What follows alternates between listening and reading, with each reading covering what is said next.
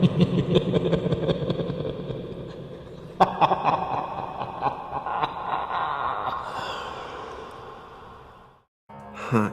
my name is David.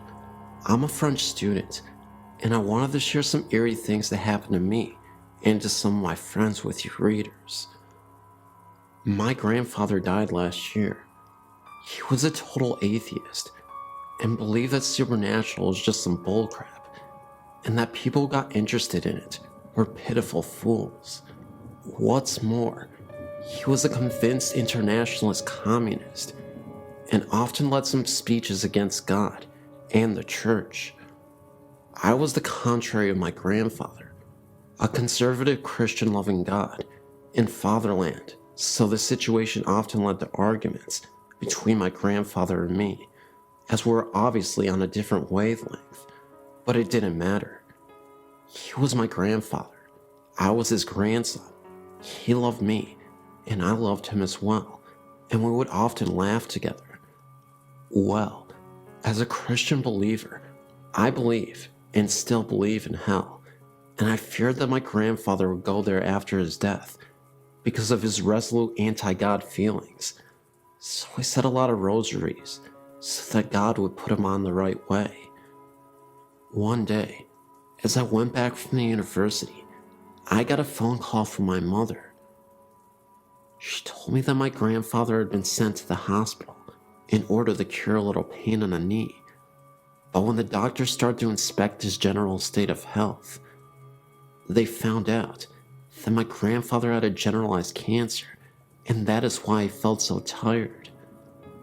I got so upset hearing that I rushed to the church and put a candle to the Holy Virgin so that she would get the forgiveness to my godless, communist grandfather. I went to visit my grandfather in the hospital, where he was sadly ending his life, and I could notice no changes in his mind and moral, and his Calvary in the hospital bed lasted for months. Here's the moment when my story becomes interesting. In my prayers, I would always ask the Holy Virgin to save him and let me know by a sign that she had taken him to the right place, near the God and far from hell. It was an ordinary night. I was reading in my bed with my bedlight and listening to the outside noises as usual, and I closed my eyes to sleep afterwards.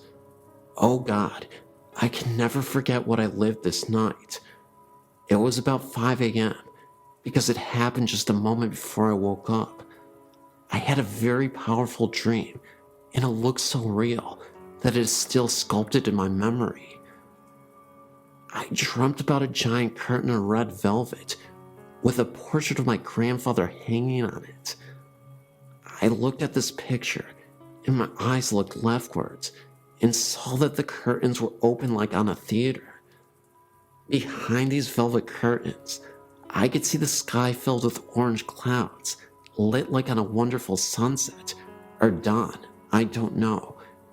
And suddenly, I saw a boy kneeling in the darkness in front of the scene, and I recognized myself. I can't figure out why, but I know that the boy in this dream kneeling was me in person.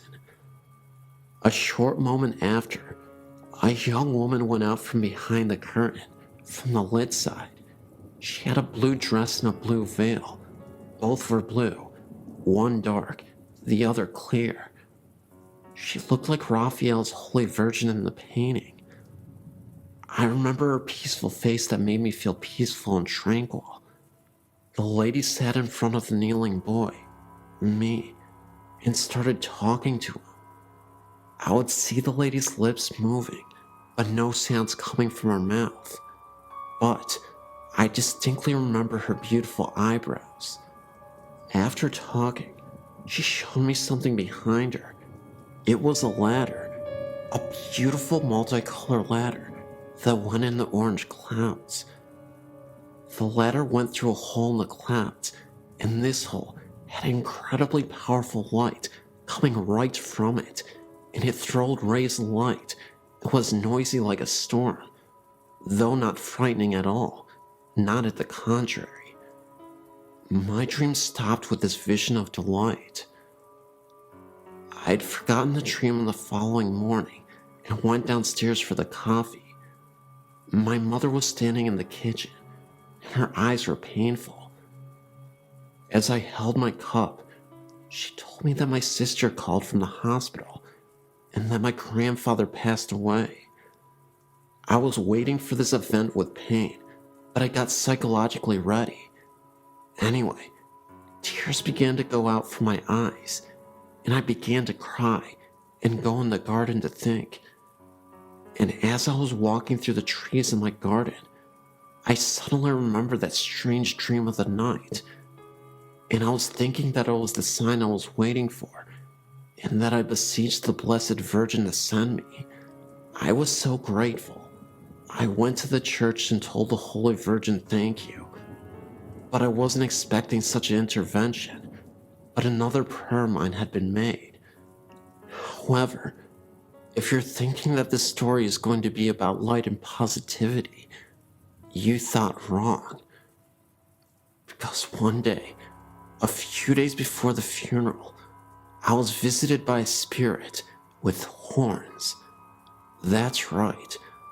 I was lying in my bed asleep when the door slightly opened a little bit, and I was greeted by this creature, this horned figure. It was definitely a black mass, but it was just standing there as I was trying to regain consciousness in the middle of the night. It stared at me with its red glowing eyes. That's all I remember, the dark outline of this dark mass and the horns protruding out of its head. It was there for about 40 seconds, and I'll never forget the sight, and it just slowly disappeared. I have no idea what connection this is to my grandfather, or even if it means something, but it definitely rattled me to my core.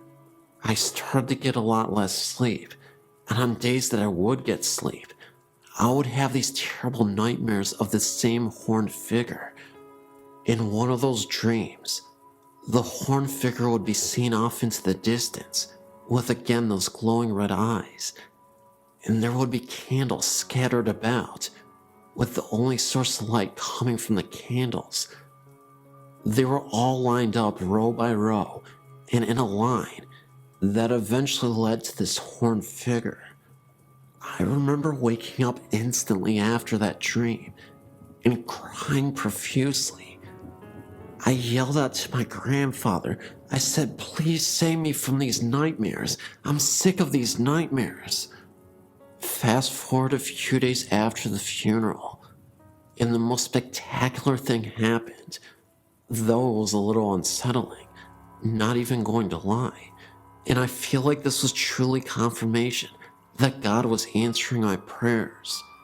We have this massive full-body mirror that rests in the living room.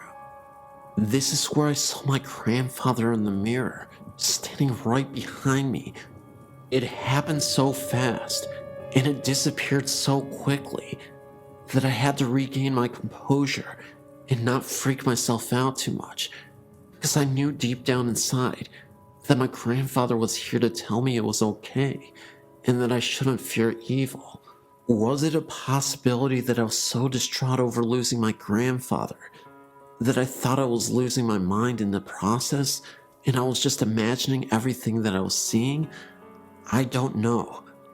I can see why people would think that after this story, but what I do know is that I contacted my grandfather and maybe some unruly spirits, maybe deep below the surface, that we can't always reach.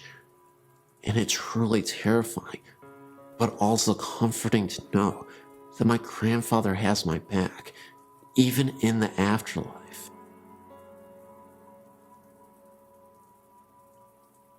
One early morning, I'd been sitting in my family room, reading the newspaper. It was a very quiet morning, and I was all alone. The sun was coming through a bedroom window off the family room and shining down the hallway. It was one of those extremely bright sunrises, the kind where you can see dust particles floating through the air.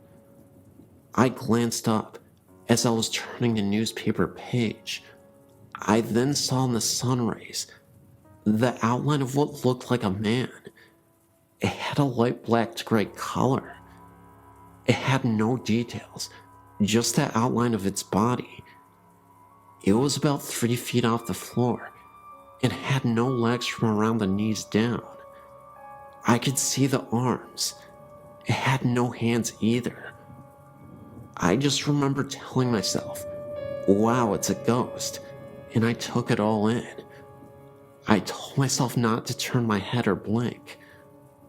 The ghost appeared to be looking into the bedroom. It turned its head slightly to the right. At that point, I had to blink. My eyes were drying out. When I did that, it was gone. I then got up and put my hands through the spot where it was. I guess I wanted to see if it would be cooler or something, but it was the same temp. I just stood there in amazement of how cool that was. I also needed to add, it was no one's shadow, and it's hard to describe, but it was not a shadow. I could see the dust particles going through the figure, and the figure was in the middle of the hallway. It was 3-dimensional.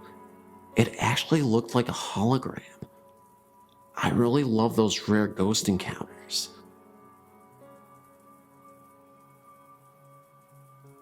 My parents bought a house in Newborn, North Carolina in 1970. It was a brand new home in a new neighborhood. I lived in this house with my parents and younger sister until I went to college in 1994. The house was a 3-bedroom, 2 full bath ranch with a carport. Before I was born, my father enclosed the carport and turned it into a large den. The original steps, carport door frame, and window frame remained and led up into our kitchen. It was an interesting layout because you could look through the open window frame from the kitchen and see into the sunken den, or vice versa. The bedrooms were on a long hallway at the back of the house. The hallway could be reached by 2 doorways, the kitchen and living room, actually one big circle. The first bedroom in the hall faced the street. The bathroom was next, another bedroom, and then my parents' bedroom at the end of the hall. The room next to my parents' room was mine until my little sister was born. I was 5 years old. I was moved down to the first bedroom. This room gave me the creeps. The closet door would slide open a bit on its own, which my parents said was probably a draft from the heat or air conditioning. However, after someone broke into my bedroom window while I slept and stole a few things from my room, I never stayed in there again, usually sneaking into my little sister's room and sleeping with her or sleeping on my parents' bedroom floor. I constantly slept with the bathroom light on and a bright night light or lamp. I would wake up in the middle of the night and hear odd noises that made me feel paralyzed and cold all over. One would think these irrational fears would subside with age, but they seem to intensify over the years. One recurrent incident that still bugs me occurred in the kitchen, den area. Whenever I would be sitting on the couch watching TV, I would see the silhouette of a person walk by the window frame from the old carport. I would assume it was my mom or dad because the shape was tall.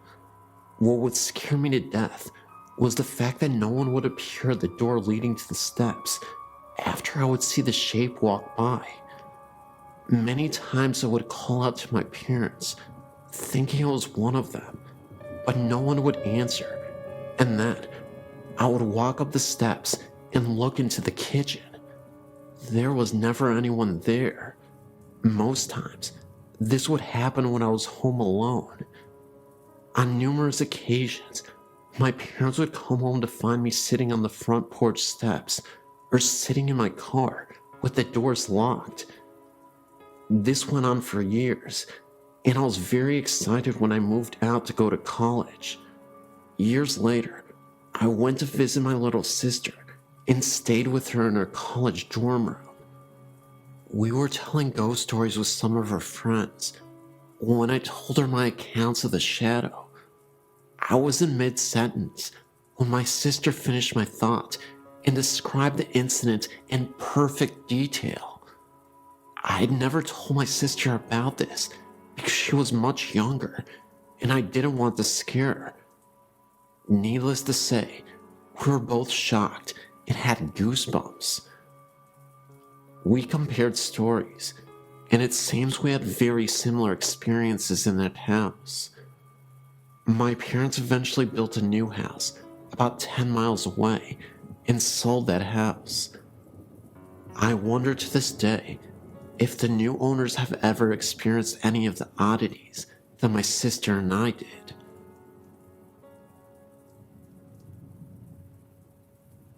I'm 28 years old now.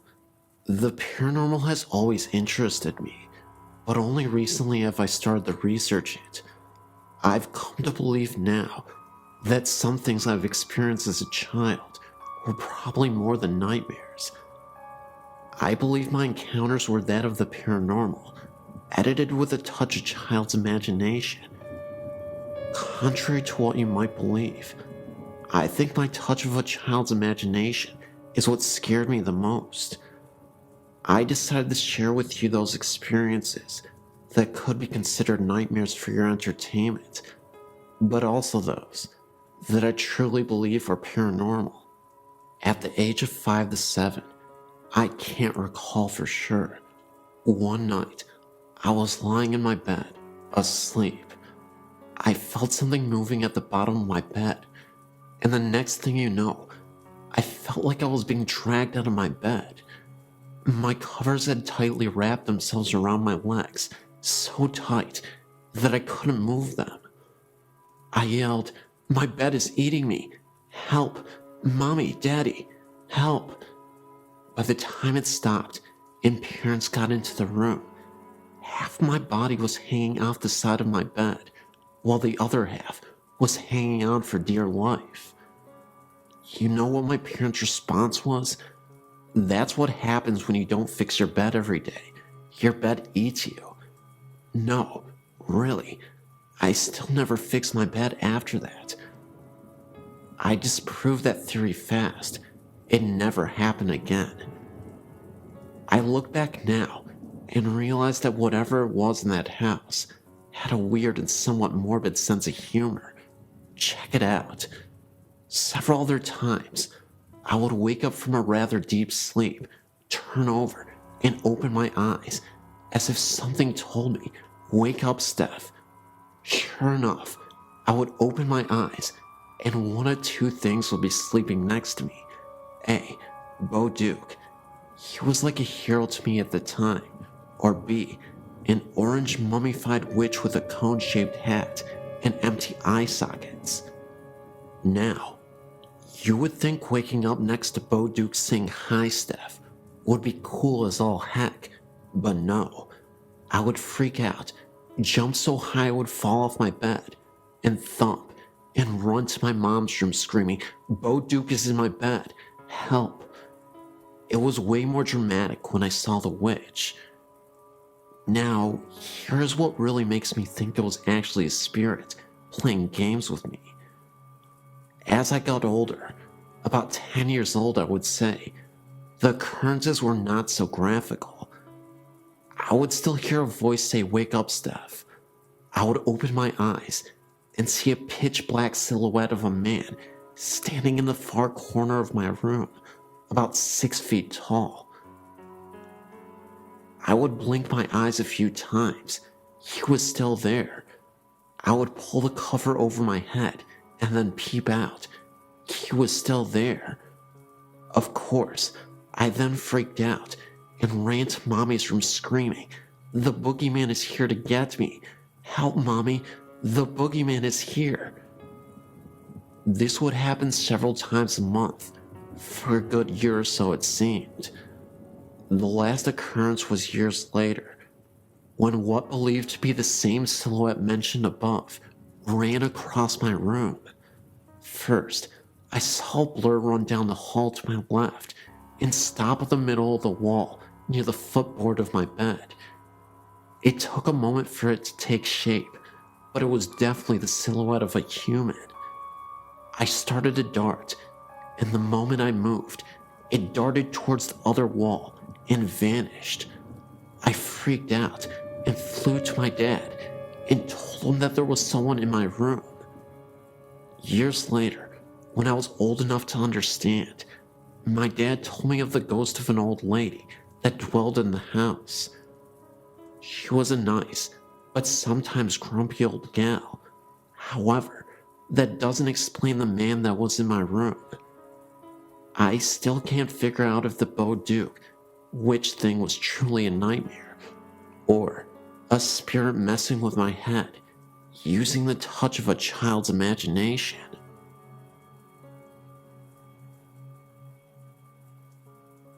I've been to Gibbs Bridge twice, and we have seen something every time. The first time the signs kept changing. There would be a lot of writing on the signs, or none, every time we came around. I looked back and thought that someone was messing around with us, and I saw a figure standing alongside of the road, ran by the guardrail, and disappeared. Then, I kept seeing something black out of the corner of my eye. My cousin was with me, and she started to scream, and me and her both heard moaning over her screaming. Then, it was me and my sister and her friend. The signs again kept changing, but only a few, not at all like last time. We took pictures and got orbs. Then, we saw a figure again by the sign and disappeared. We went all the way down the street and turned around and saw a big bright light. I told my sister it was probably a car, so flash your lights to let them know that you're coming. She did that, and the light was gone. It kind of looked like a motorcycle light with handlebars. I know the whole story about it. Then, we turned around again and saw it again. It was not the street light at all, because we turned around going back to the bridge about 10 to 15 times. It only showed up about 3 times. The weirdest part of that night was we left, and my sister's phone was in the center console. Nobody was touching it. Somebody that we know called us and wondered why we called. Nobody did it. It was in the center console the whole time. My sister looked down and saw her phone hanging up, and they said we left a message. It was all 3 of us talking, and it was muffled. Tell me what you think, and go out there sometime again. Thanks for reading my story.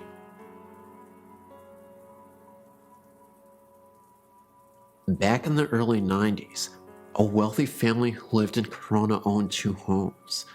One large home they owned was on the south side of Corona, overlooking the 15 freeway. The other home, used later as an office, was the old in-town district on Corona's famous Grand Avenue.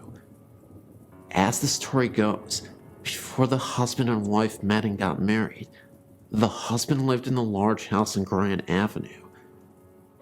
The house once been a funeral parlor, and almost nightly, the husband would hear talking and other noise coming from the room next to him. He would check the room, only to find it silent and nothing out of place.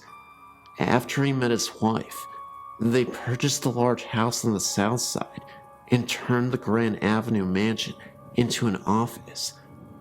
One of the children of the family went to my school, and he claimed that their family had experienced all kinds of strange phenomena in the old mansion.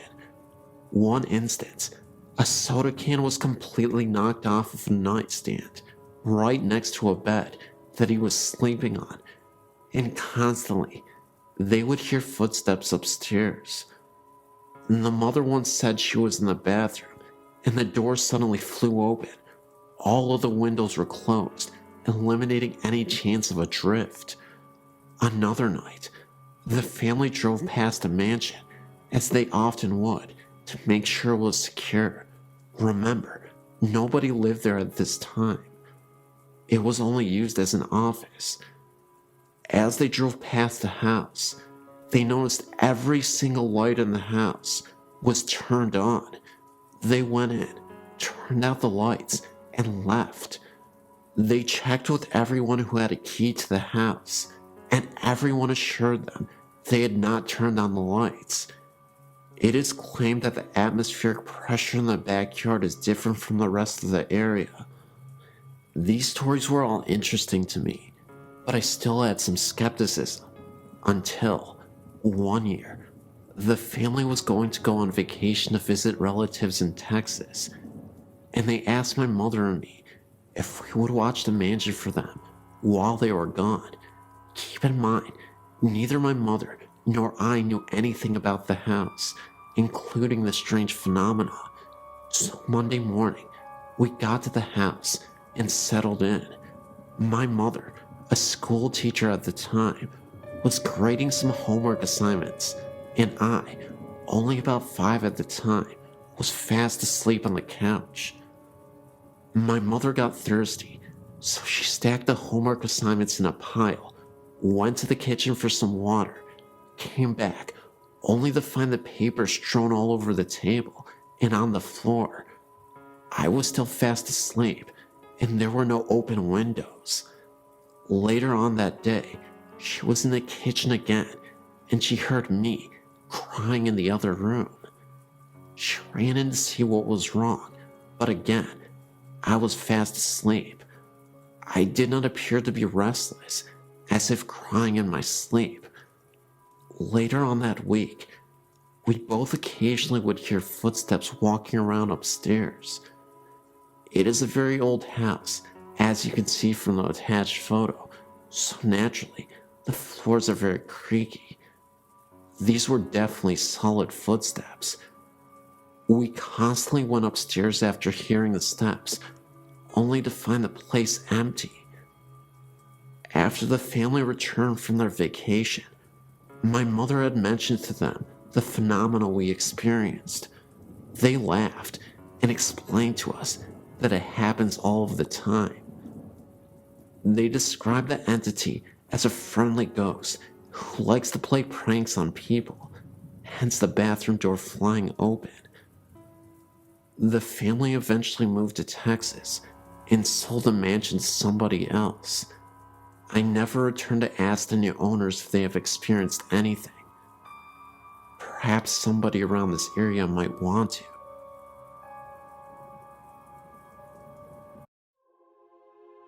My name is Prenta. I lived in Hamtramck, a suburb of Detroit, Michigan, in a 2-story flat on Grayling Street. The apartment itself has a long and bloodied history of violence and death. Not only did I experience multiple ghostly apparitions, such as a man in a long beard that resembled Abraham Lincoln, but demonic possession, as well as poltergeist activity. The demonic possession was incredibly startling. It wasn't something that occurred inexplicably. I had a boyfriend who was connected to negative energies, and an evil spirit named Harold latched onto him. My boyfriend had never been once an aggressive or temperamental person. However, after staying together in that apartment for a lengthy period of time, our relationship began to sour. He would often talk in his sleep, which was something he had never done in the 7 years previous, and we had lived together for a long time. One night, he was sleeping right next to me. For some reason, I remember I had a difficult time trying to rest, so I was tossing and turning in bed. My boyfriend was dead asleep. Not a second later, he starts whispering. He keeps repeating, "Harold's here. Harold wants to play." Although it scared me half to death, what he said after that truly shook me to my core. He uttered some unnerving words, something about how he was going to take care of my suffering soul. At that point, I couldn't take it anymore, and I woke my boyfriend up. He was in a pure state of delirium.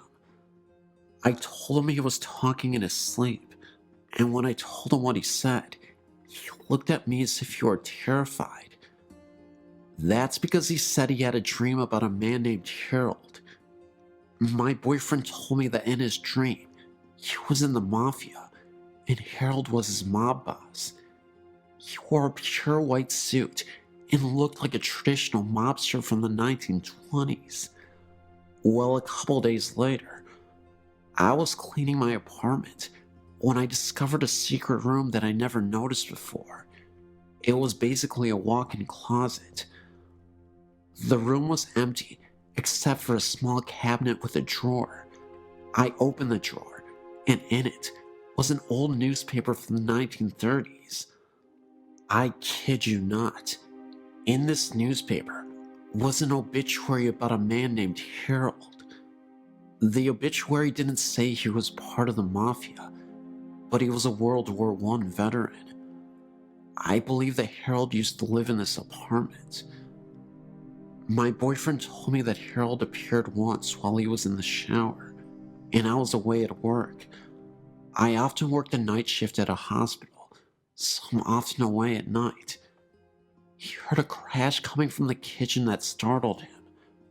When he went to investigate, the dishes that were on the countertop somehow fell to the floor. He then returned to the bathroom to brush his teeth, when he saw the face of a young man staring back at him in the mirror for a second, right behind him. It was so quick, but long enough to notice. He then had an idea to photograph the bathroom, a picture directly facing the mirror, and then the bathroom itself while standing from the doorframe. What he saw was incredible. It was an orb, clear as day, appearing right in the mirror. Either way, I was convinced that later on, my boyfriend was possessed by Harold. He became a shell of his former, laid-back and friendly self. He transformed into a vicious, aggressive, and easily agitated person. We eventually had to have a priest come over to bless the apartment and to perform a prayer on my boyfriend to release the spirit who could be inside of him.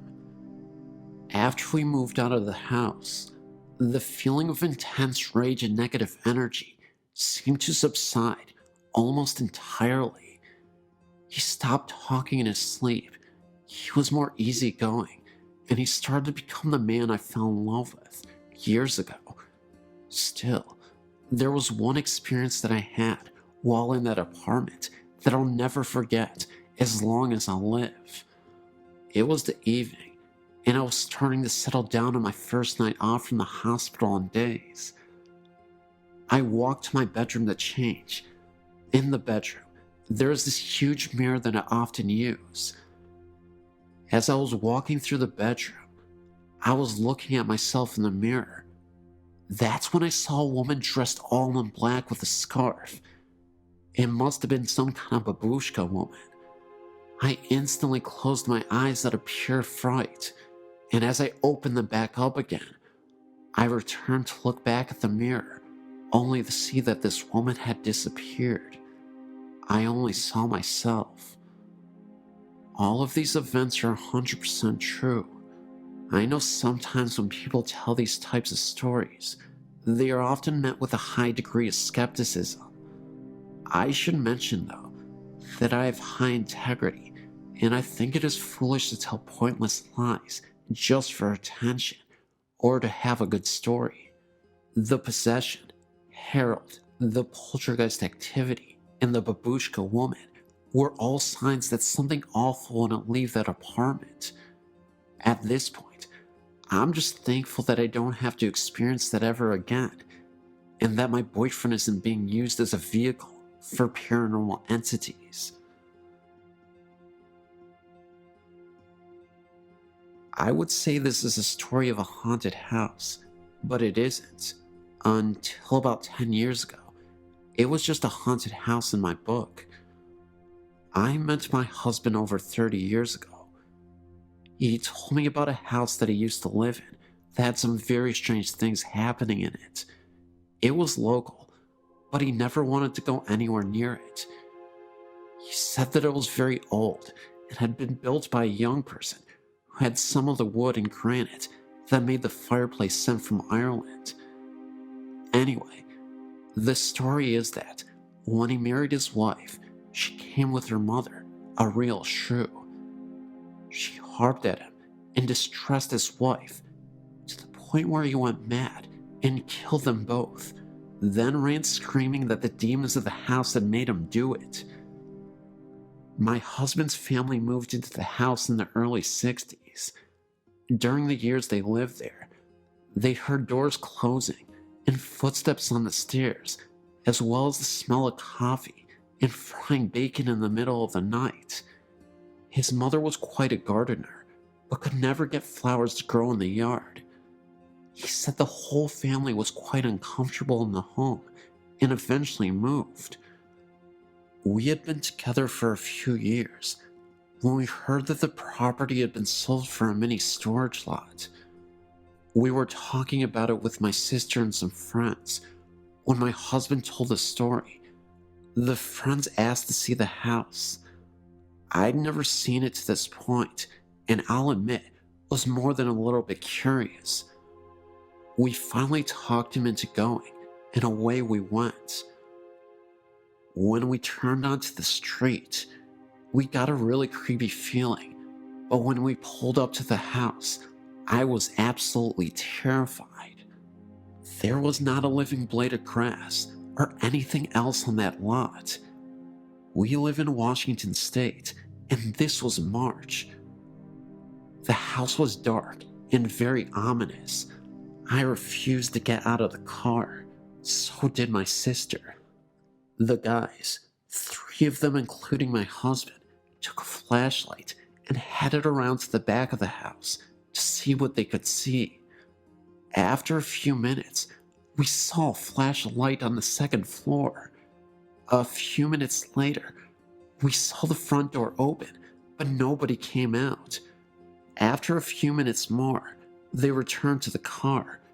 We commented on the fact that we had seen the light, and they told us that they had never turned it on. Then we asked them why they didn't come out the front door. They told us it was locked, and that they tried it before going around back. I was always skeptical about the stories connected with the house, but after they tore the house down, the mini storage was plagued by problems and eventually went out of business. The property sits abandoned and barren. Still nothing lives there, and it's still as creepy as it was years ago.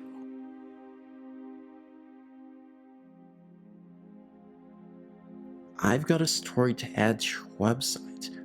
I've gone back and forth about someone having come check it out. Just not sure I'm ready for it. But here goes my story. My husband and I moved into a new house built on a minor Civil War battlefield. We know there was another house in the vicinity. There was also a tree that was referred to as the hanging tree, not far from our backyard, on which about Union soldiers were hung. Soon after moving in, we noticed odd shadows and white lights that seemed to move across rooms with no apparent source. We tried to account for them by cars passing on the road, but never could pinpoint anything. One evening, we were watching TV when a shape ran past a door to what eventually would be our deck. The door was a good 4 feet off the ground, but the person running past ran level with the door itself. My husband and I ran for the door, flung it open, and my husband jumped down and ran in the same direction. At that time, we were the only house on that end of the street, and, being a very small town, it's very quiet at night, and sounds carry for quite a distance. We didn't hear anyone running, nor did we see anyone. We were spooked, but figured it was a kid, and our eyes played tricks on us. Not long after that, my husband jumped off the couch and ran for the door again because he said someone was standing there looking in. Again, level with the door, and no deck. There was no one we could see when we went outside. Some months later, I was up around midnight, cleaning the kitchen. My husband had gone to bed and shut the bedroom door. The bedroom was at the top of the steps, and the door in plain sight. I was watching TV across the great room when I saw out of the corner of my eye a man leaning around the corner of the hallway wall and smiling at me. As I turned my head, I was ready to yell at my husband for sneaking up on me when I realized the man's hair was long and blondish, and my husband's is dark brown and short. I also realized the man was wearing a white t-shirt with full sleeves, nothing my husband owned. I couldn't see anything from the waist down.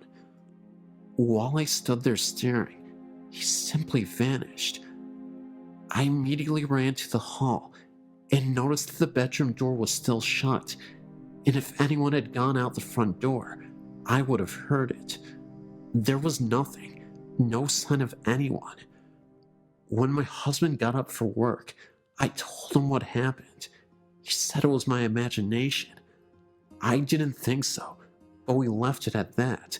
However, I started turning on the lights when he left the house for work, since he left at 3 a.m. A few weeks later, though, my husband was in the front room at the computer. To the left is a table with an antique mirror hanging over it. My husband saw movement in the mirror and turned thinking it was one of our cats on the table.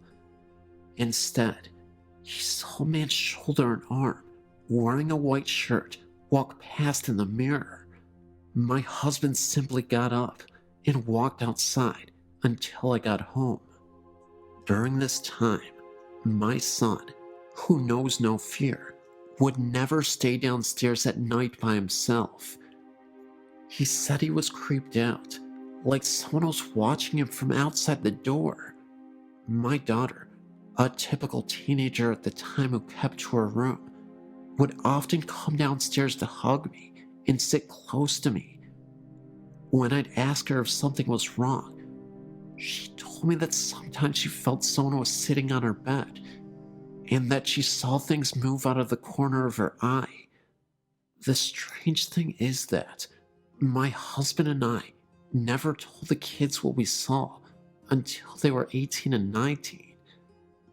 There was a time when activity seemed to stop after my husband, getting the idea from my friends, stood in the center of the house and asked whoever was there to not show themselves to him. He was left alone after that. However, recently, we've been experiencing marital problems, and my husband moved into another bedroom. I'm now hearing footsteps in my room, and I'm constantly woken up by what feels like someone sitting on my bed. I'll roll over, but there won't be anyone there. One night was unusually bad, and I had to get up earlier than normal the next day for a class. Around 10 p.m., I said out loud that I needed to sleep, and he wasn't letting me. If you wanted to bother someone, to please go harass my husband. Strangely enough, it got quiet, and I fell asleep, only to be woken at 11 p.m. by my husband, who was in the bathroom, frantically looking for someone to stop an area on his leg from hurting. He has psoriasis, but this particular time, he said it felt like someone was poking him with needles. The area was deep red and gave off heat. A very odd coincidence to say the least. We've also had things go missing: a tablecloth, a 15th century style costume, and various little things that turn up in different areas. We have yet to track down the tablecloth or the costume. I did tell the ghost not to hurt my husband.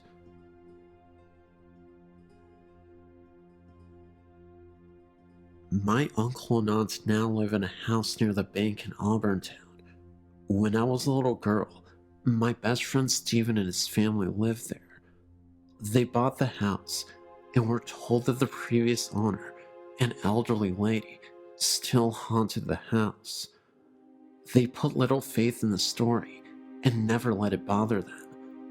I remember playing in Steven's room and smelling an old lady smell, like medicine and lilac perfume. We never felt threatened by a presence at all.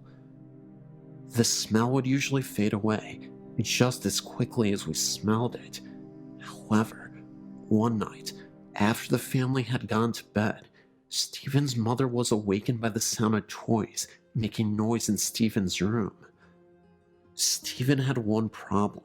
He was highly susceptible to nosebleeds. The slightest bump would set off a massive flow of blood. Stephen's mother thought it was strange that he was awake and playing with so many noisy toys at once in the middle of the night. Also, the rocking chair in his room where she would often read him bedtime stories was rocking so hard that it was banging against the wall. She ran down the hall to his room, and when she opened the door, the toys went silent. The rocking chair slowed down. She looked at Stephen in his bed and saw that his nose was bleeding very badly, and it was going down his throat. He might have drowned in his own blood if the very sweet lady's ghost had not raised such a racket that night.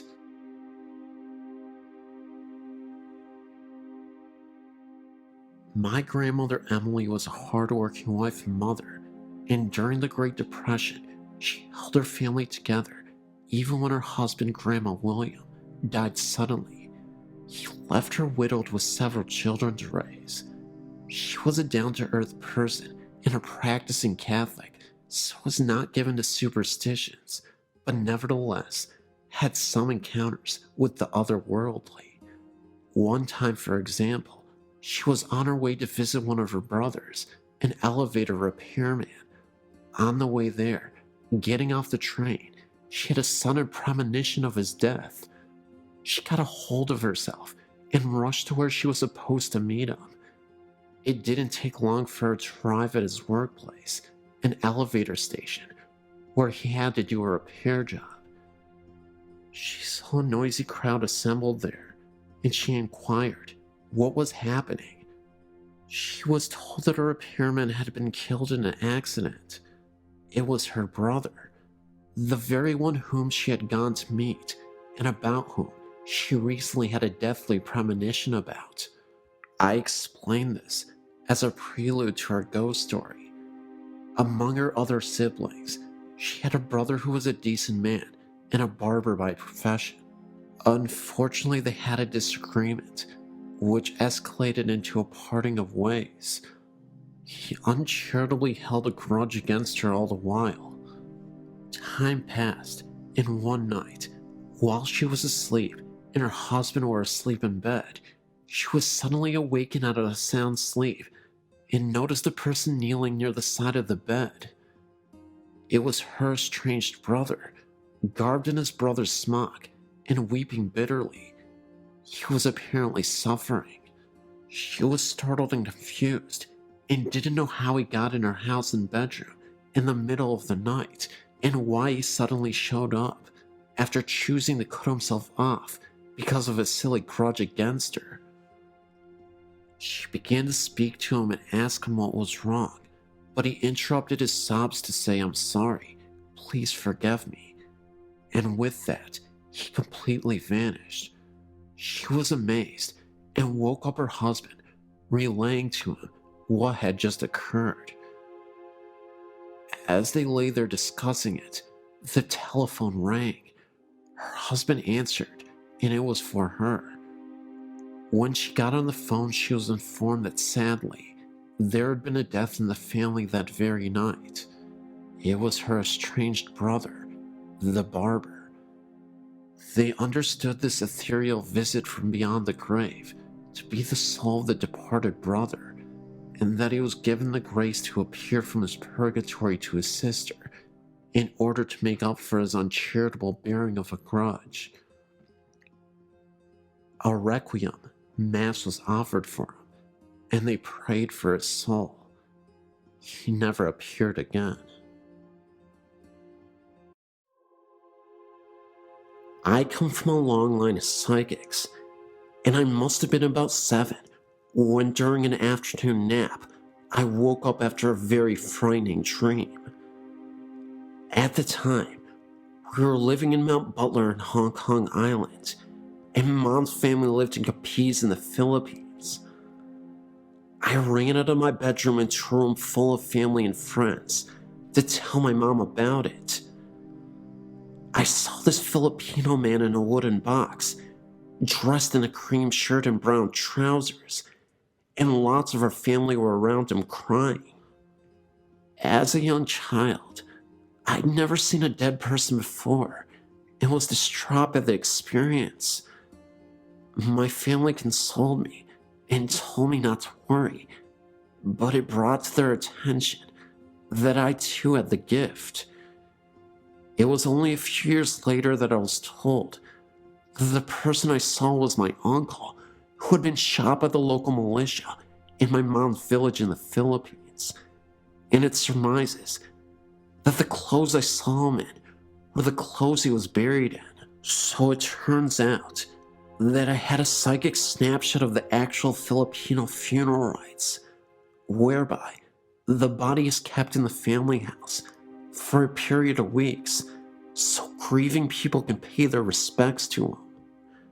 This brother of my mom's, she had been having prophetic dreams around the time, warning him to leave town because something bad was going to happen to him. He didn't believe her and was shot by the local militia after a dispute. It is Filipino superstition that during this period that the body was stored in the family house, the spirit visits the family on the 3rd, 5th, and 7th day after their death. This, as it turns out, was during this time that we both had these visitations. Mom was in the kitchen washing dishes when she heard who she thought was Daddy coming back from work. That's when she saw a man from the corner of her eye, standing in the doorway, wearing a light shirt and brown trousers. So she chatted to Daddy for about 5 minutes about his day and what he had been up to, when it occurred to her that he didn't answer her back once.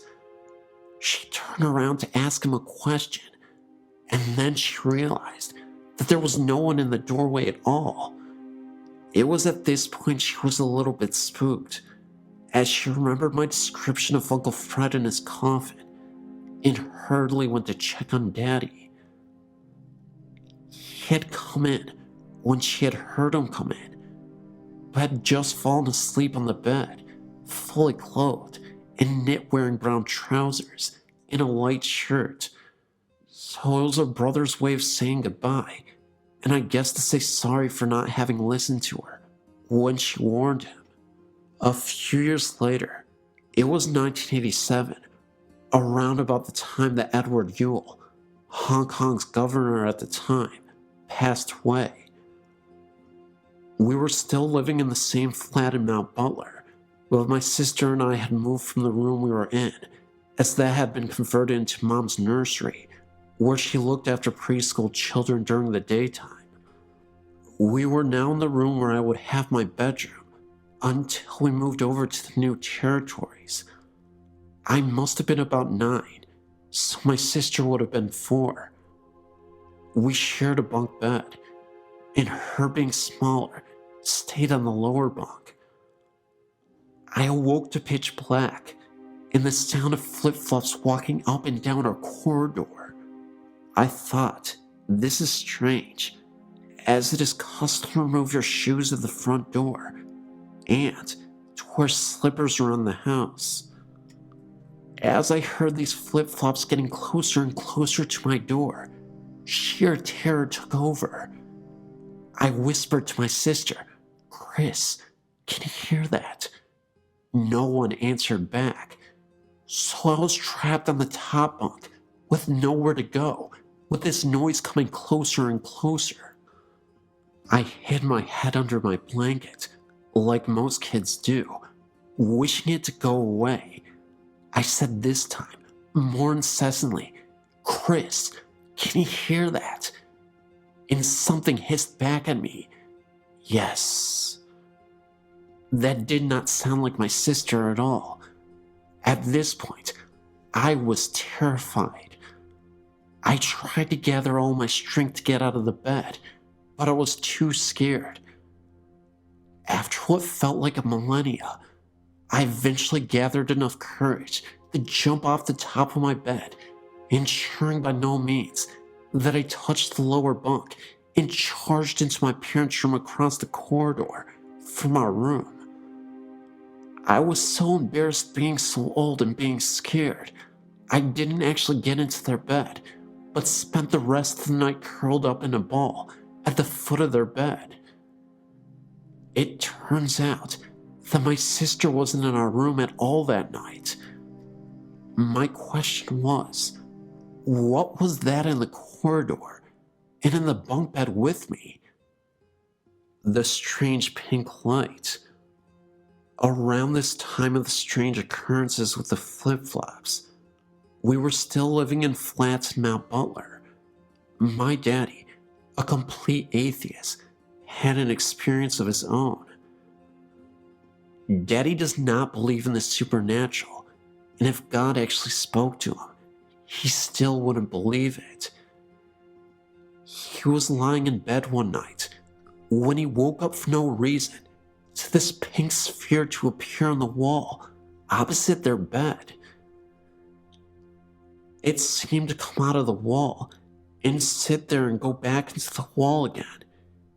He was puzzled by this and went to investigate.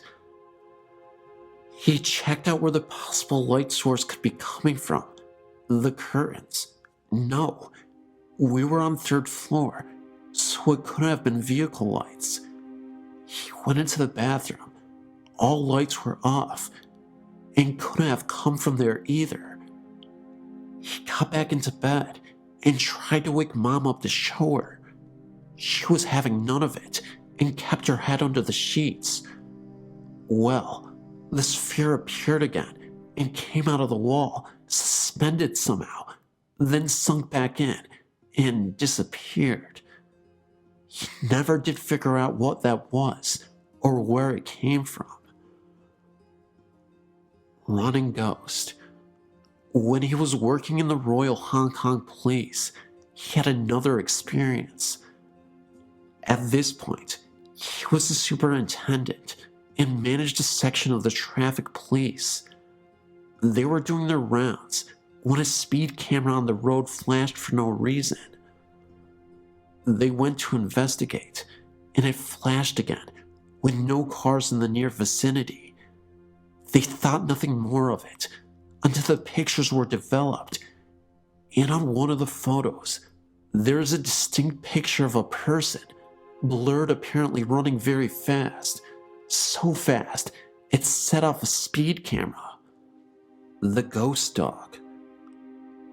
When we were living in Mount Butler, I had one other experience that reaffirmed my belief in the supernatural, and 2 other people I was with experienced it also. I must have been about 14 when my sister and my best friend at the time decided to go for a walk in the countryside. So where we lived was surrounded by Hong Kong countryside, which was perfect for me as I was a tomboy and spent as much of my time as possible out and about, exploring and climbing trees. Just before I started university in the UK, I was visiting some friends in Cardiff. I was feeling very odd that night, and as we were heading out into town, a premonition hit me. I turned around to my friend and said, "Something very big is going to happen tonight." He just looked at me like I was stark raving mad, so I dropped it. So when we went out and had a lark and came back, thinking nothing more of it, imagine our surprise when we woke up in the morning and splashed all over the news was coverage on Diana's death. This, of course, being the famous Princess Diana of Wales, who died tragically in a car accident. But I predicted it the day before. At least I feel like I did. Could be a coincidence, but I don't think so. Udalexer Cemetery experience. So, I started uni in Derby in the Midlands, and where I was living was Student Digs on Ulexer New Road. I was heavily into my goth influence back then, not so much now, but I still love old cemeteries and dramatic clothing. There was this beautiful one on our road that I used to visit regularly and read and draw, with many beautiful statues and old gravestones. One day, my ex-boyfriend and I went to visit it, as it was a lovely day turning to evening.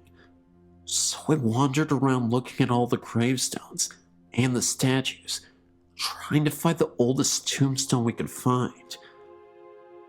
It must have been coming up to winter time as the sun set quickly, and we realized in a panic that the gate had been closed, so we were locked in, and had to find another way out. So we walked along the perimeter, looking for a likely tree to help us over the wall, when the sun just disappeared, and we were pitched into almost complete darkness. Then, for no reason at all, the mist appeared over the headstones, so it was hard to avoid the graves themselves.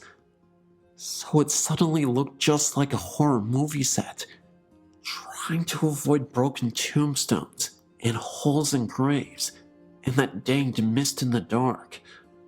By this point, I was pretty panicked, frantically trying to get out, with this feeling of overwhelming dread descending over me, and all cells in my body telling me to leave right now.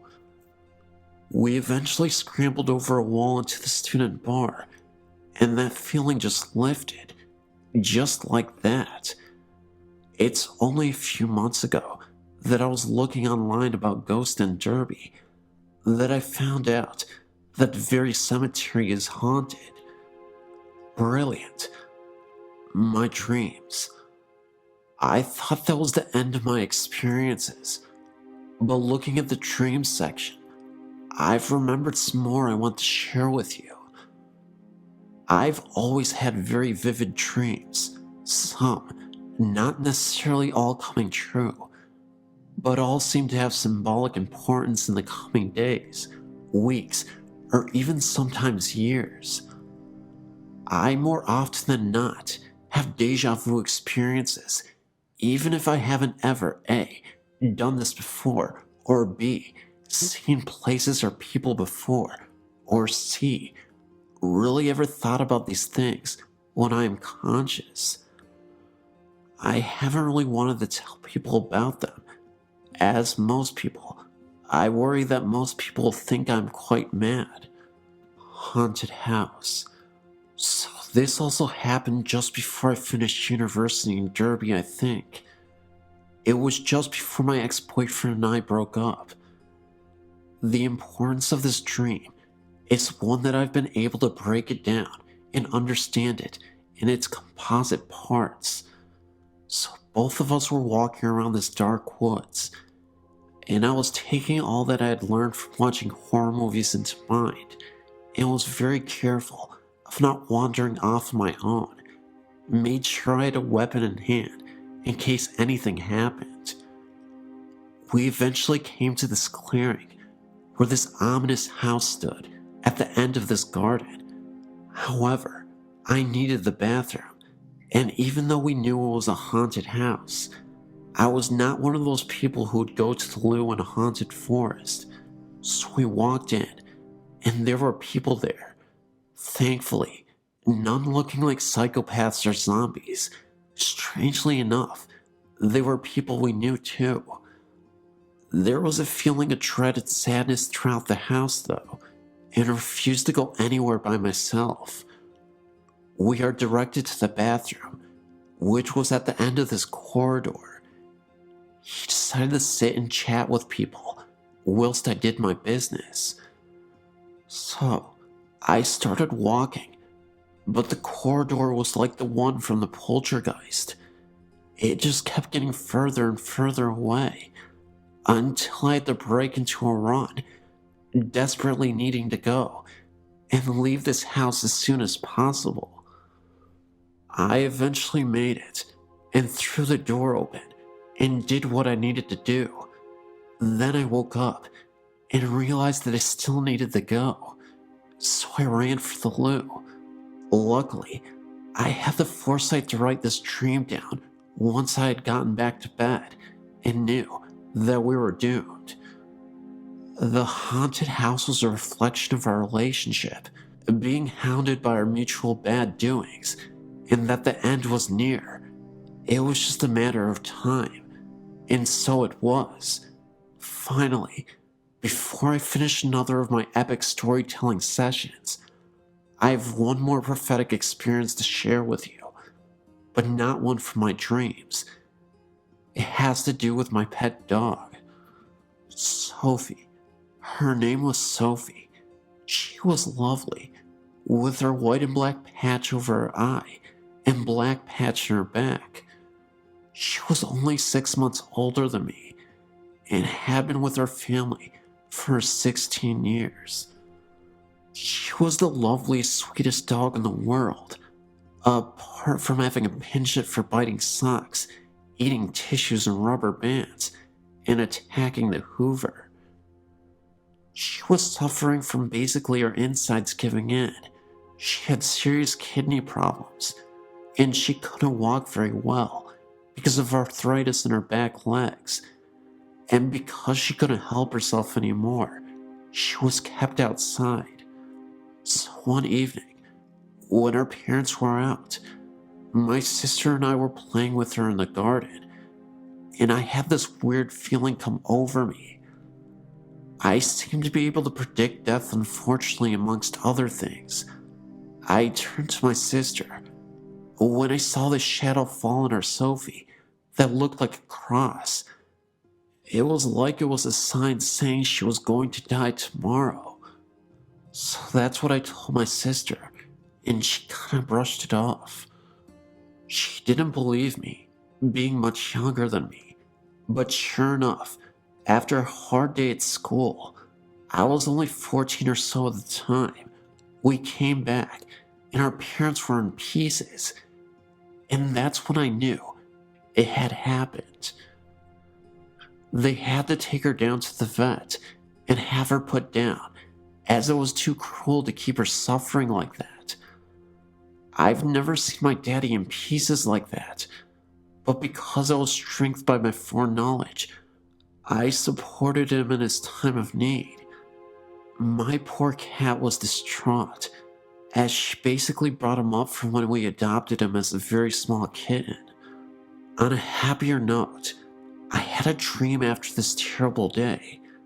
I was watching my crazy dog run from the front of the house, in and up the stairs, with much zest and energy, like she would have had as a younger dog, running up to our level of the house, looking like she was having the time of her life, back and forth, giving little yips of happiness, grinning in her quintessentially silly Sophie way. As because of her health problems and her incontinence, she was not allowed in except for very cold weather. I think this was her way of saying that she was free and happy at last, and I knew she was in peace. She still does come and visit us occasionally when we walk by the front of the house, and you can, still after all these years, smell her, and we know she's still looking out for us. I keep meaning to write a dream diary. I'll do that this year, as these dreams seem to be too important to miss.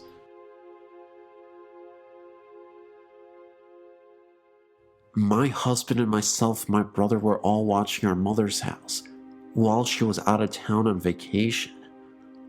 We had been there for a few days, and all happened to be on this particular evening and night.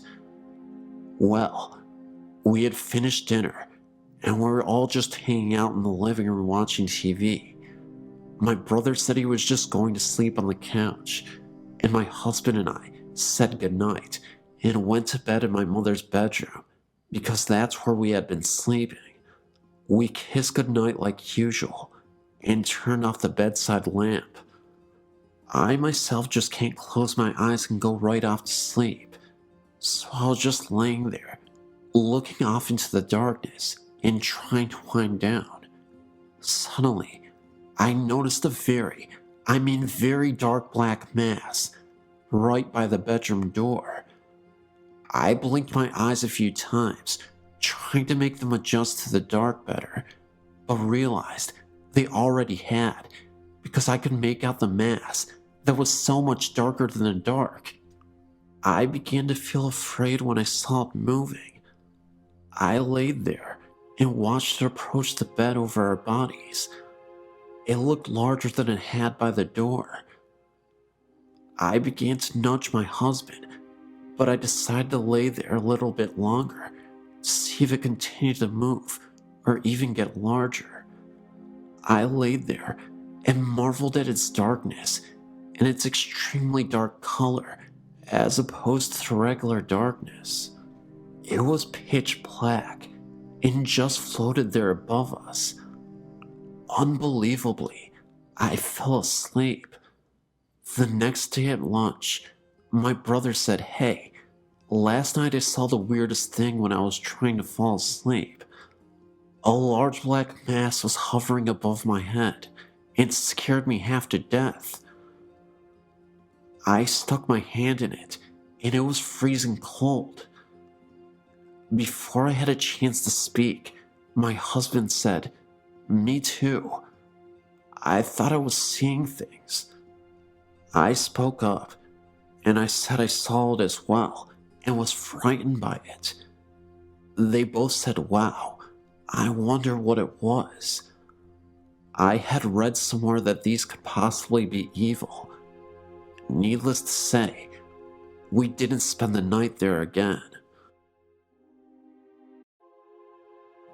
I'm a nurse and run our family's assisted living, and recently we had some strange things happen in our care home. I understand with caring for the elderly that sometimes strange things occur, and doing this for almost a decade. Recently, I had a resident that started to decline at the age of 93. One night, after helping her get into bed, she asked me if Bernie, her husband, who died 10 years before, knew where she was. I reassured her that he did. It caught me off guard, since her mind was intact and she was not forgetful. A week went by, and again, I assisted the woman into bed. She says to me, "I hear Bernie in the hallway. Can you tell him that I'm in here?" I told her to call for him and he would come in. She refused and asked me to. So I went out to the empty hallway and said, "Bernie, E is in here if you would like to visit with her." As a nurse, sometimes you do things out of the better judgment for yourself, as long as it helps your patient. Later that night, I heard the elderly lady talking to no one quietly. I've had some odd things happen in my personal life through the years since childhood, but that is another story. I was once told by an elder Japanese woman not to talk to the dead or invite them into my home. Another week goes by, and my resident took a drastic turn for the worst by refusing to eat or drinking fluids. After a week's stay in the hospital, she returned on comfort cares in hospice. The end was near, and we knew it. However, while she was in the hospital, I received a frantic call from one of our nursing assistants asking if I would please come back to work because she was really scared. When I got to work, all the lights in the house were on, and she was sitting on the couch with her back up against the wall. When I asked what was wrong, she told me wide-eyed and pale that she had seen a mist down at the end of the hallway and was hearing weird popping noises coming from the residence room that was in the hospital. After checking the entire house and silently saying the Lord's Prayer, the house felt calm. Eve spent her last days being pampered and showed care and compassion from staff and family. Many of the staff came in on our days off to sit with her, including myself. The last couple days of her life, she was sedated for pain and hallucinations. When no one was in her room and she didn't know we were checking in on her, she was reaching up towards the ceiling and mumbling. The day before she died, we had XM music playing on our TV. A couple of the nursing assistants were performing for their evening cares when the TV changed to CNN for 30 seconds and turned back to the music by itself. The TV remote was on top of the TV. Since our favorite lady passed away, things have stopped for the most part.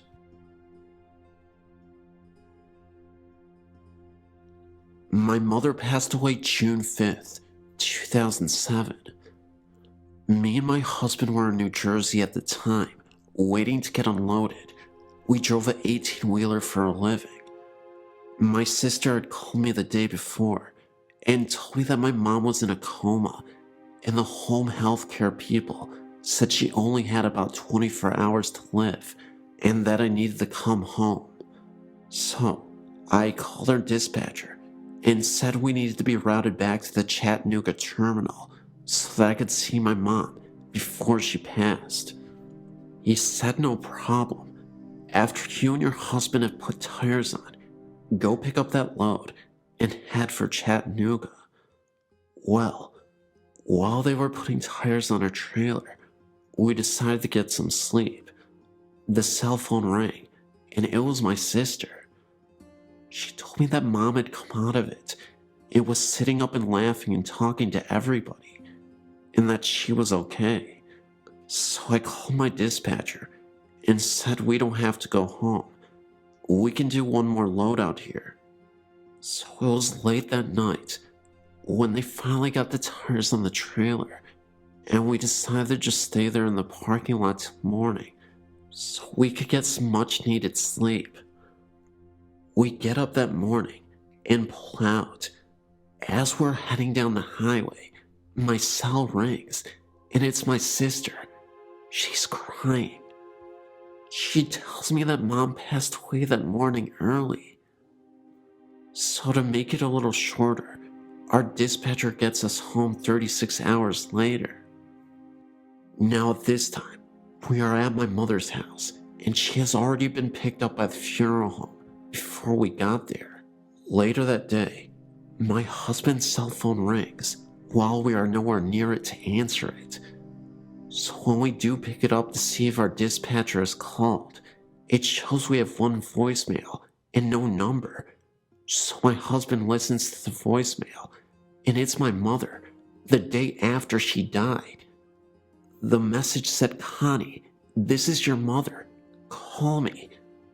We decided to check if it was a delayed message, but it wasn't. I even took it to the cell phone company, and they said it was June 6th at 1:25 in the afternoon.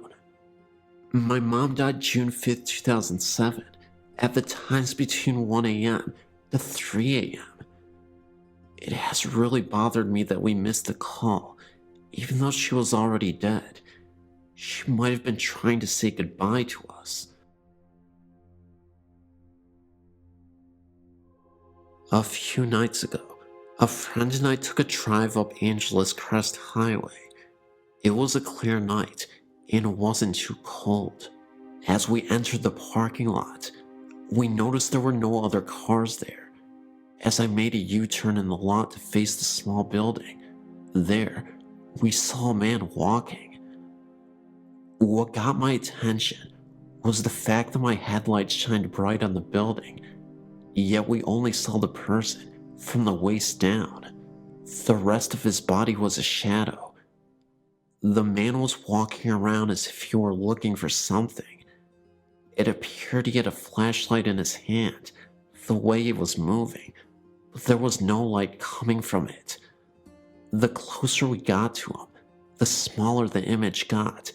When I shined my brights on him, it looked like he went down a small hallway. Even then, we could not see his upper body. We went back the next day to see if we could find anything. One thing we did notice was the hall we saw the figure walk through was now a wall. Not a wall that was just put up, but one that looked like it was part of the structure since it was built. Three separate spirits are said to walk the halls of the soon-to-be abandoned Middle Tennessee Medical Hospital in Murfreesboro, Tennessee, as a new, more modern hospital is being built right across the city.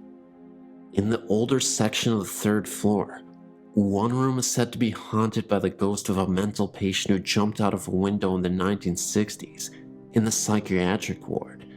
30 years later, in that section, administrative offices were constructed, and employees reported hearing running down the hall of someone with bare feet and a light outside the room where the man was said to have jumped turns on and off periodically on some nights. The switch that turns that light on can be found only inside the room, which was not even in use at the time. When the lights were checked by maintenance, they seemed fine. Later, some orderlies enjoying lunch on that same floor reported seeing an IV stem being rolled up the same hallway.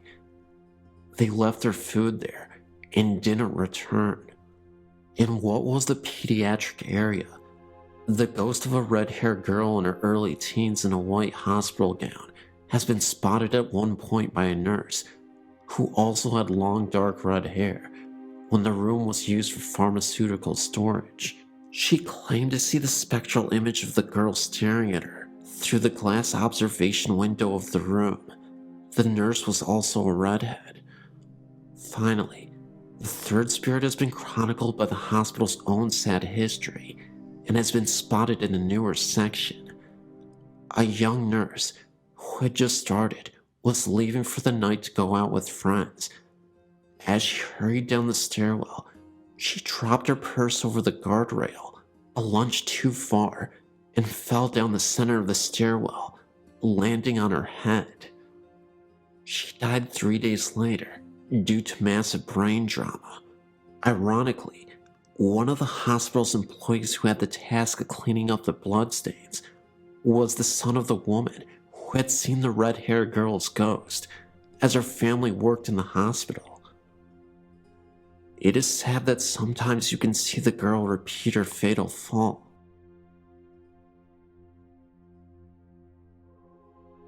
I have many stories to share with you, but I'm going to start at the beginning. I grew up in Lawrence Harbor, New Jersey.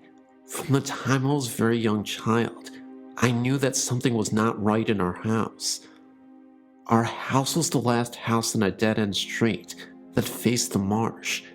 In the winter, you could see Highway 35. The surrounding woods were equally as disturbing. I was the only girl in our neighborhood. All my friends were guys. They were like brothers to me. I was a tough kid, and I did not scare easily. However, being alone in our house and going to sleep at night frightened me to death. My father died when I was a baby, and it was just my mother, brother, and myself. There was quite a difference in age between my brother and I. For years, I kept my experiences to myself because I thought it was my imagination, and I also thought that if I told my mother and brother, that they would think I was crazy too. It took me a long time to realize that I wasn't crazy. It was not my imagination, and the hard part was that I was a gifted child whose family could not relate to me on that particular level. These are my experiences while I lived there. My mother and father bought the house in 1962, and I was born in 1963. We owned the house right up until 2005. To this day, the events are burned into my memory. From the time I was about 5 years old, there hardly was a time that the house was at peace. I would lay awake in bed at night and watch orbs dance across the walls and ceiling. Then, I could feel someone sit on the corner of my bed. It was not a faint feeling either. In retrospect, as an adult, you could actually see the corner of the bed being pressed down. My heart would pound in my chest so loudly that I couldn't hear anyone else, and I could feel every hair stand up on my entire body. I would pull the covers and pillows over me in such a way that only my eyes and nose would stick out, even in the summer with no air conditioning. Shadows were commonplace everywhere in the house. You could smell flowers in the middle of the winter as well.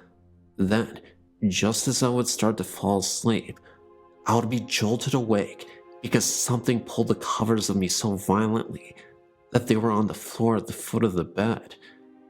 That would send me screaming out of my room to my mother. There wasn't a time that you didn't feel as though you were being watched, or that you didn't feel that something was following you from room to room. If you came home and put your car keys down, turn your back for 2 seconds, they were gone, and then after searching the entire house, they would suddenly reappear where you originally put them in the first place, and you were the only one home the entire time. When I was in high school, I would come home and shower because I played sports. I always locked the bathroom door. Every time I would pull the curtain back when I was finished, the door would be wide open. Once again, no one was home, and our interior doors had no keys. Until now, I've been very vague with you about my experiences, but now I will tell you in detail my most frightening experience. I was engaged to Mitch. We were just both out of high school. My mom was out, and so was my brother. Mitch and I decided to go to my house, watch TV, and eat some pizza. From the time we entered the house, I could feel that something was really wrong, really out of sync. The air seemed electrically charged. It was as though us being there had interrupted some unseen gathering. I ignored it, even though I was goose flesh from head to toe. Even with all the lights on, my mother's house always seemed dark. Mitch was sitting in the room watching television, and I went into the kitchen to heat some frozen pizza. We were having a conversation as I did so. My back was to the living room as we were talking, and I was placing the pizza on the baking sheet. I heard what I thought was Mitch leave the living room and walk into the kitchen. I became aware that he was standing directly behind me as I was still talking. I turned around to ask him something, but to my shock, it was not Mitch standing there. I felt all the blood drain from my face. My knees went to jello, and I gasped and screamed at the same time. Standing face to face with me was a huge black solid apparition. I could make out a head and shoulders, but the rest became more see-through as it went towards the knees and feet area. It felt like slow motion. I think that when I turned around and screamed, I scared it as much as it scared me. As I stood there screaming, the black figure literally whooshed through the kitchen wall. Mitch ran into the kitchen. I was shaking and white as a ghost. It took me a while to collect myself. I shut the oven off, and we left and went to the local pizza place, where I told them what happened. We didn't spend much time at my mother's house after that. This is just one story out of countless stories that I would be glad to share with you. I'm now 46 years old. My entire life has been one foot in this world and the other in the spirit world. Years ago, I'd contacted Sylvia Brown, who told me that my mother's house had many spirits in it, but two stood out. There's the ghost of a baby and its mother. She also said that I was a medium and a psychic, and she was right. This is what I now do. I'm no longer afraid. It gives me pleasure to be able to connect with grieving spirits, with their departed loved ones. I consider this wonderful gift that I will not trade for anything. Thank you for listening.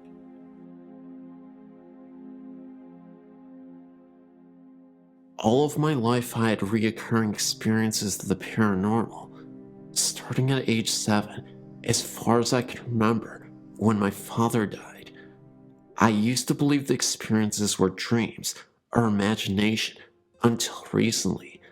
I was telling my fiancé of my experiences, voices, mists, noises, marks on my body, being touched, shirt tugged on, hair pulled, etc. His suggestion was that maybe I am a sensitive. So, I started thinking about this possibility and decided to explore it further. My fiancé and I previously tried going to paranormal meetings, which would go on ghost hunts. There was one in particular that appealed to me, and we signed up. The building the group was going to was in Newcastle, Pennsylvania, at an old building that was previously the Elka Club, built in 1914. This information was given to us by the leader of the hunt. When we arrived, we went into a room to get the speech about which rooms to be careful of. They would be marked by the yellow tape. Nothing else was told to us about the history of this building. But as I stood there, a name entered my mind, and it kept repeating itself. Sarah, Sarah, Sarah, over and over again. Well, as the group entered the basement, we divided into small groups of 2 or 3. My fiancé and I were in a small room, in the back, and I felt nothing, so we decided to head out into the main part of the basement. And just as we stepped out of the room, a man that was on tour with us, who has been there before, said, "Sarah, if you are here with us, give us a sign." I was flabbergasted. I looked at my fiancé and explained the utter shock on my face, and we continued in to other parts of the area. I had entered a room just off the entrance of the basement and instantly was bombarded with intense sadness, so much so that I got tears in my eyes. I informed the group leader, and they took pictures around me, but by this time, I already knew that what they were searching for in the building wasn't correct. I knew that what I was feeling was the past, and the child Sarah intended on proving just that to me. She, in what I would call it, attached herself to me. She started flashing images in my mind about what the building was before the Elks had been built there. It was her home. It was a beautiful Victorian with a large porch, parlors, a library, you name it, she showed me. She told me that she was sad because of the remodeling that was about to happen in the building. She got her point across by telling me certain rooms did not belong. I also picked up a persistent man in a room on the first floor. I was flashed an image of a podium and people sitting and listening intently to this man. In the ballroom, I was given images of people dancing, only black shadows of such. And at last, the third floor, I approached the end of the main hall and was shoved by something not seen. I took a moment and continued on into a grand circular room with benches attached to the circular walls. and had the feeling of being watched. And I kept saying, "This feels like judge and jury." It was like you were being persecuted, watched, and the spirits were getting angry. So I wanted to step out of the room for a moment, and I took a step forward towards the door and received a sharp blow to my middle back on the left-hand side. I went out of the room and was telling the group about the incident and decided to give it another try. And as I entered, I again got another blow to the right side of my back.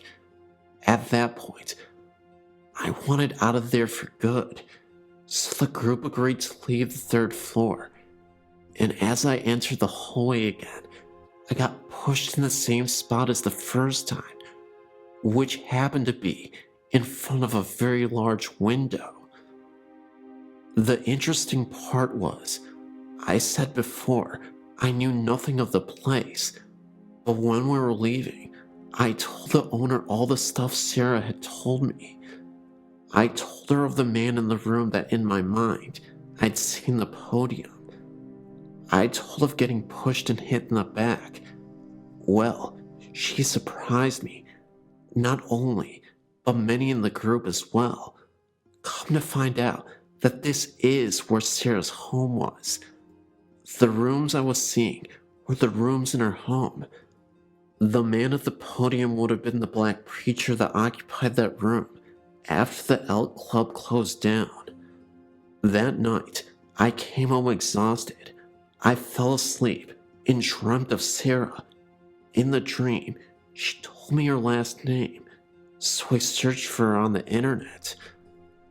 I then found something more shocking. Not only did I find her, the year she was born, but I also found the names of her parents.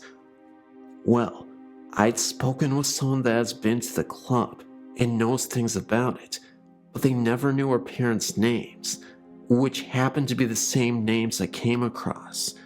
And as far as the room on the third floor, the owner informed me that this room was the judging room for the Elk members and where they would hold their remembrances to the dead brothers. The interesting thing was, the women were not allowed in this room, and there was also an EVP that picked up stating, "You are being judged." So needless to say, I'm no longer doubting my ability, and I'm more open to my experiences, which have been many since that night. My parents own a lake house in northern Indiana, and we used to have a neighbor named Mr. Campbell. Sadly, Mr. Campbell was quite old and depressed, and one day he left a note and enough food and water to last his dogs at least a week. He said his body could be found in the lake. I couldn't remember if it was ever found though. This story has many parts, all leading to the same conclusion. Mr. Campbell's ghost haunts this property, but he seems to be quite calm and docile. The first instance, well, a rich man, Richard, bought his property, tore the home down, and built a $2.5 million house. Richard was extremely nice and was always coming over for dinner. One day, he told us that he thought his house was haunted. He had an entertainment system installed that requires him to climb a ladder to fully turn it on or off. For that reason, he always left it on and left the ladder in the garage.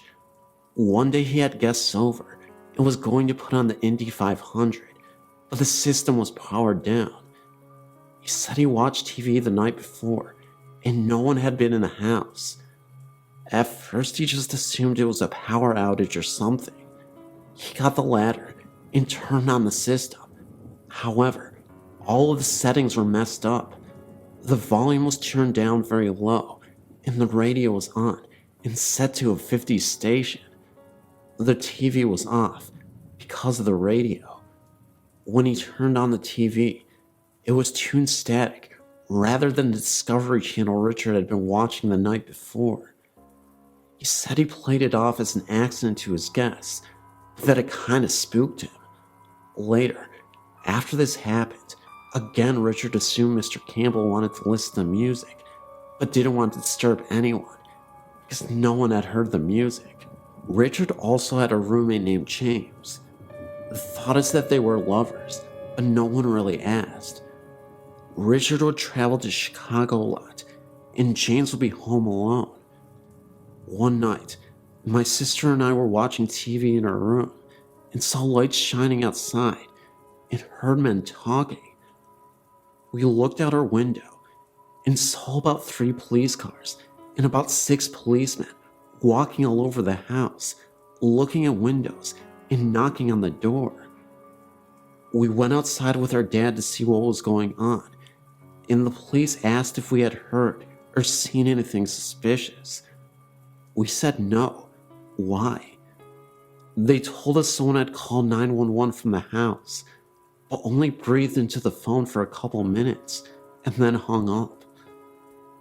We told the police that Richard was gone, and usually when he was gone, James would visit his mother down the street. My dad called James' cell, and he was at his mom's for a dinner and a movie. He said he was planning on leaving soon anyways, and came to talk to the police. James let him in, and they searched the whole house, but no one was there. However, in the kitchen, a burner was left on high. James said he made pasta to bring to his mom's and must have forgotten to turn off the burner. After the police left, James said he sometimes got a strange feeling in the house, like he wasn't alone when he knew he was, but that he never got scared. It was more like being watched over than stalked. My sister and a friend were sitting on our screened-in porch one Friday night after we got to the lake house late. They saw a man walk from the pier to Richard's house, and my sister called out, "Hi, Richard," or James, whoever it is. But the figure didn't stop or reply. He just walked up to the house and disappeared. The girl said a light never came on, and he never heard a door open. The next day, Richard was doing yard work, and my sister mentioned the night before and jokingly accused him of ignoring her. He told her he had not been home last night, and that he had just gotten back from Chicago early that morning. He also said that James was in North Carolina for the week for his sister's wedding. My sister and her friends were confused because they had both seen the man, and they were worried they had seen a robber. Richard asked if the outdoor lights turned on, and they said no. Why? He said he has motion detector lights, so if there was a person by the house, the floodlight should have come on, and his alarm didn't register entry last night. The next incident, Richard had to move to Chicago. It had gotten to be too much for him to constantly be driving back and forth, so he bought a flat in Chicago and put the house up for sale. James left too. The new owners are really quite annoying and full of themselves, so no one ever told him about the possible haunting or the house's past. One day Janet came over and asked us if the house had a story. I asked why. She said she had been in the shower when she saw an old man staring at her. She screamed and he just disappeared. We told her about Mr. Campbell and everything, and she sort of freaked out. They tried to sell the house, but couldn't. She still says the old man watches her every now and then. The housekeeper says she has never seen the old man while she was showering, but that she thought she saw him one day while she was cleaning. He was in the entertainment room, listening to music. She also said that the 5 dogs will stare at all the same spot for several minutes on end, tails wagging, as if they were being talked to. We still talk to Richard, and he has told us many stories about the house, rearranged pantries, the entertainment system being changed multiple times, and other various things. We think Mr. Campbell haunts the home because he can't move on. My mom says my experience must have been Mr. Campbell trying to get away from Janet for a while. That incident was before the shower, but Jana was already in the home with her husband. We still hear the beeping every once in a while, and we all just say, "Hi, Mr. Campbell, you can visit as long as you like." The dog stopped staring and following him after about the 10th time.